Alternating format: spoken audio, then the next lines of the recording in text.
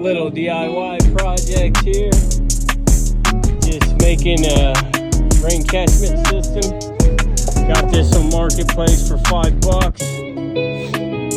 Chopped that off with Sawzall, took the lid off, put an elbow on there. I'm gonna do one on that downspout, got another one on the back downspout. So I'll have 3 barrels of rainwater to water the whole outside of my house here for the plants out front and plants on the side, and then I'll have one at that end of the house too.